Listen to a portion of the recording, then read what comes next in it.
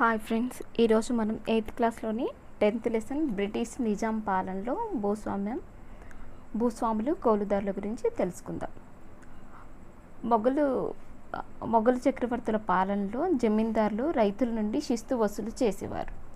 మొఘలు చక్రవర్తుల పాలనలో రైతుల నుండి ఎవరు శిస్తు వసూలు చేసేవారు? జమీందారులు శిస్తు వసూలు చేసేవారు. రైతాంగానికి ప్రభుత్వానికి మధ్యవర్తులుగా ఉండేవారు జమీందారులు. రైతాంగానికి ప్రభుత్వానికి మధ్యవర్తులుగా ఉన్నది ఎవరు? జమీందారులు. ఈ జమీందారుల సొంత భూమిని కుద్కాస్త్ అంటారు. జమీందారుల యొక్క సొంత భూమిని కుద్కాస్త్ అంటారు. జమీందారులు 2 రకాల భూమిని కలిగి ఉండేవారు. జమీందారులు 2 రకాలు ఏంటంటే శిస్తు వసూలు చేసేవారు, భూమిని కలిగి ఉండేవారు. శిస్తు వసూలు చేసేవారు ఉండేవారు, భూమిని కలిగి ఉండేవారు. నెక్స్ట్ రైతాంగం కూడా 2 రకాలు. ఏంటది? సొంత భూమిని కలిగి ఉండి శిస్తు వసూలు చెల్లించేవారు, సొంత భూమిని కలిగి ఉండి శిస్తు చెల్లించేవారు. అదేవిధంగా కౌలుదారులుగా భూమి సాగు చేసేవారు అనమాట. కౌలుదారులుగా భూమి సాగు చేసేవారు, సొంత భూమి కలిగి ఉండి శిస్తు చెల్లించేవారు. అయితే మనము ఇప్పుడు శాశ్వత శిస్తు ఒప్పందం గురించి తెలుసుకుందాం. శాశ్వత శిస్తు ఒప్పందం 1793 సంవత్సరంలో కార్న్వాలిస్ శాశ్వత శిస్తు నిర్ణయం ఒప్పందం ప్రవేశపెట్టాడు. వేలం ద్వారా శిస్తుని వసూలు చేసే అధికారం జమీందారులకు ఇవ్వబడింది. దీనిని జమీందారీ పద్ధతి అంటారు. 90% ప్రభుత్వానికి, 10% జమీందారులకు ఈ వచ్చిన శిస్తు వసూలు చేసిన శిస్తు చెల్లించేవాళ్ళు అనమాట. ఈ జమీందారుల ద్వారా వసూలు చేసిన శిస్తు ఉంటుంది కదా, అది ప్రభుత్వానికి 90% ఇచ్చి 10% జమీందారుల వద్ద ఉంచుకునేవాళ్ళు. నెక్స్ట్, జమీందారులు రైతులపై ఇష్టం వచ్చినంత కౌలు పెంచేసేవారు. భూములు వదిలి పారిపోయేవాళ్ళు రైతులు తట్టుకోలేక. ఎంత అంటే అంత కౌలు పెంచేస్తే ఏం చేస్తారు? రైతులు పారిపోతారు కదా మరి కట్టలేక. అయితే నెక్స్ట్ వచ్చిందే రైత్వారీ పద్ధతి. 19వ శతాబ్దం ఆరంభం నాటికి శిస్తు విధానం మరోసారి మార్చారు. 19వ శతాబ్దం ఆరంభం నాటికి శిస్తు విధానం మరోసారి మార్చారు. బ్రిటిష్ సైనికులకు చెల్లించాల్సిన జీతాల కోసం నిజాం రాజు సీడెడ్ జిల్లాలైన బళ్ళారి, అనంతపురం, కడప, కర్నూలు బ్రిటిష్కు ఇచ్చాడు. దీనిని రాయలసీమ అంటారు. ఈ జిల్లాలకు 1800 సంవత్సరం నవంబర్లో థామస్ మన్రో ప్రధాన కలెక్టర్గా వచ్చారు. సీడెడ్ జిల్లాలలో 8 మంది పాలేగాళ్ల పాలనలో సీడెడ్ జిల్లాలు అనేవి 8 మంది పాలేగాళ్ల పాలనలో ఉన్నాయి. ఈ పాలేగాళ్ళని అంచివేశాడు. ఎవరు? Thomas Munro. శాంతి భద్రతలను నెలకొల్పి మన్రో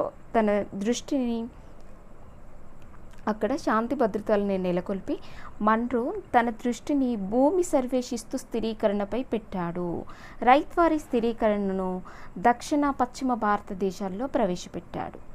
రైతు అంటే భూమిని సాగు చేసేవాడు, రైత్వారీ అంటే రైతులకు సాగు హక్కు ఇవ్వటం అని అర్థం. వాస్తవ సాగుదారుల నుంచి శిస్తు వసూలు చేయడం, ప్రభుత్వంకు నేరుగా శిస్తు చెల్లించుట. వాస్తవ సాగుదారుల నుంచి శిస్తు వసూలు చేయడం అంటే ఏంటి? ఈ వాస్తవ సాగుదారులు ఏం చేసేవారు? ప్రభుత్వంకి నేరుగా శిస్తు అనేది చెల్లించేవాళ్ళు. మధ్యలో ఈ జమీందారులు, ఈ మధ్యవర్తులు ఎవ్వరూ ఉండేవాళ్ళు కాదనమాట. డైరెక్ట్ ప్రభుత్వానికే శిస్తు చెల్లించేదే రైత్వారీ పద్ధతి. సర్వే నెంబర్లు ఇచ్చి దిగుబడి ధరలు, మార్కెట్ పరిస్థితులు, సాగు చేసే పంటలు వంటివి దృష్టిలో ఉంచుకొని శిస్తు నిర్ణయించారు. సర్వే నెంబర్లు ఇచ్చి దిగుబడి ధరలు, మార్కెట్ పరిస్థితులు, సాగు చేసే పంటల వంటివి దృష్టిలో ఉంచుకొని శిస్తు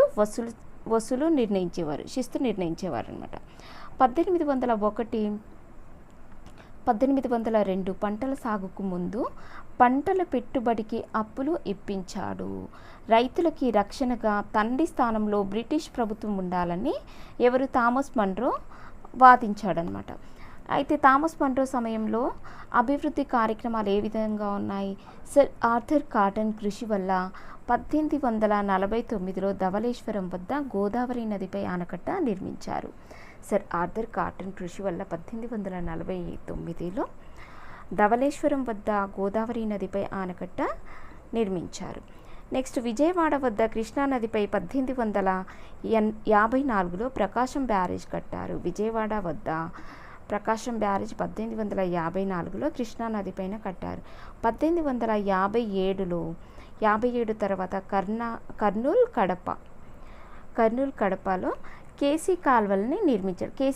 కర్నూలు కడప ఈ రెండింటి మధ్యన కేసీ కాల్వను నిర్మించారు. ఇంపీరియల్ విధాన సభలో మరింత మందికి ప్రాతినిధ్యం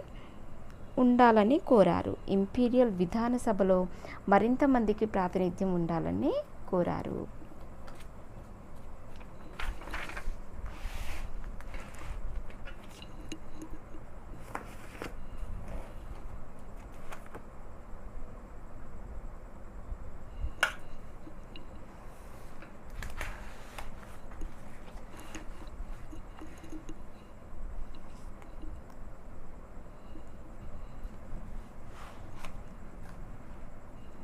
1861 అమెరికాలో అంతర్యుద్ధం ఏర్పడింది. ఈ 1861 అమెరికాలో అంతర్యుద్ధం ఏర్పడింది.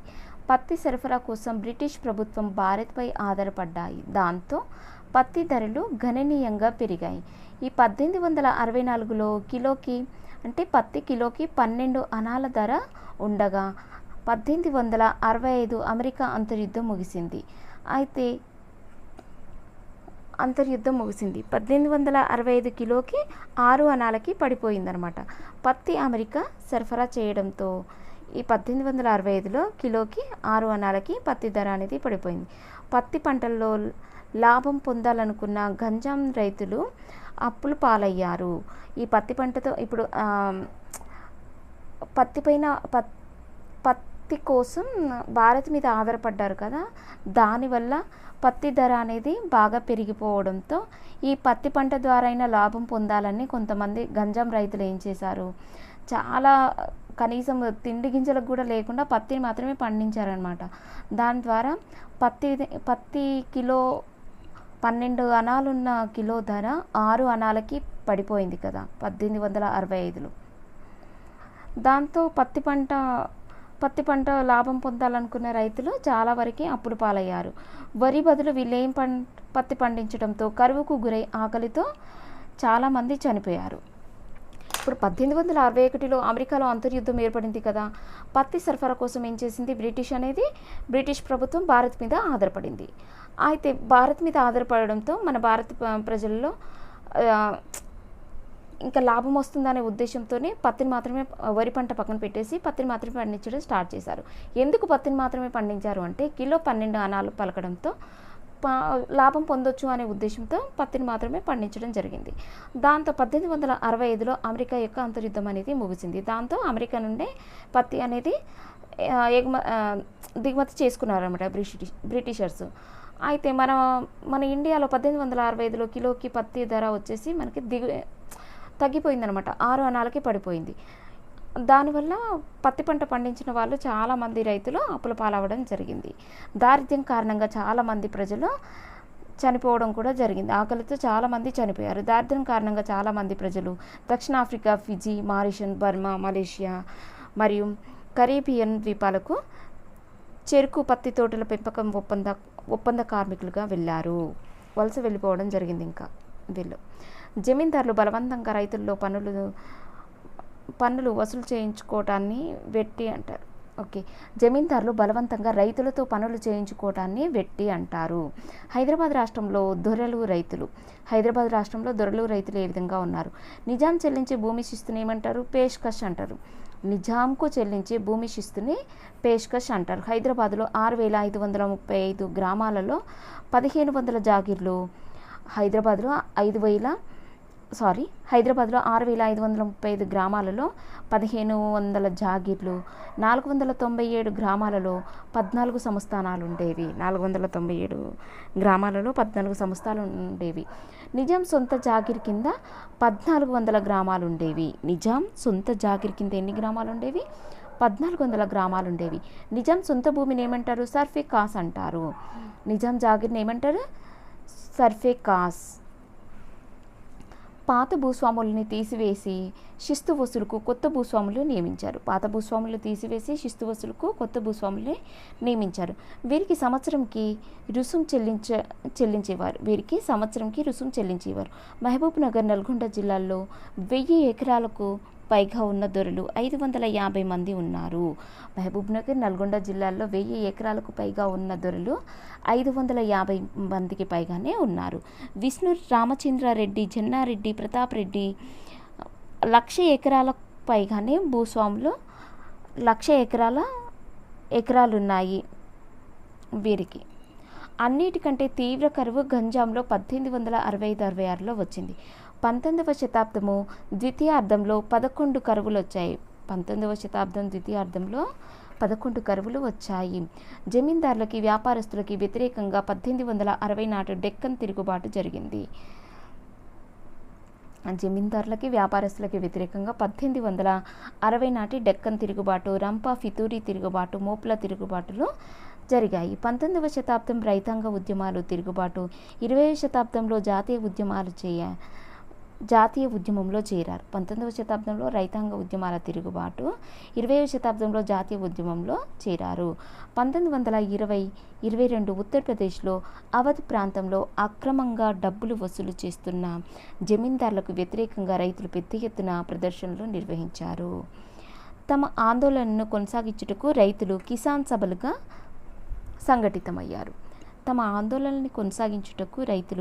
సభలుగా సంఘటితమయ్యారు. ఎప్పుడు 1922లో ఉత్తరప్రదేశ్లో ఎక్కడ అవధ్ ప్రాంతంలో అక్రమంగా డబ్బులు వసూలు చేస్తున్న జమీందారులకి వ్యతిరేకంగా రైతులు పెద్ద ఎత్తున ప్రదర్శనలు నిర్వహించారు. తమ ఆందోళన కొనసాగించడానికి రైతులు కిసాన్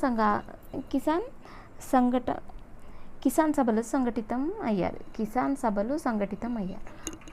ఓకే ఫ్రెండ్స్, మనం నెక్స్ట్ వీడియోలో జాతీయోద్యమం తొలి దశ మరి దశ గురించి ఎక్స్ప్లెయిన్ చేసుకుందాం. నా వీడియో కనుక నచ్చినట్లయితే షేర్ చేయండి, లైక్ చేయండి, సబ్స్క్రైబ్ చేసుకోండి. ఇంకా 8th క్లాస్ కంప్లీట్ వీడియోస్ ఉన్నాయి friends. 1st, 2nd, 3rd, 10th వరకు కంప్లీట్ వీడియోస్ చేశాను ఫ్రెండ్స్. ఎవరైనా చూడని వాళ్ళు ఉంటే వెళ్ళి చూడండి. Thank you friends.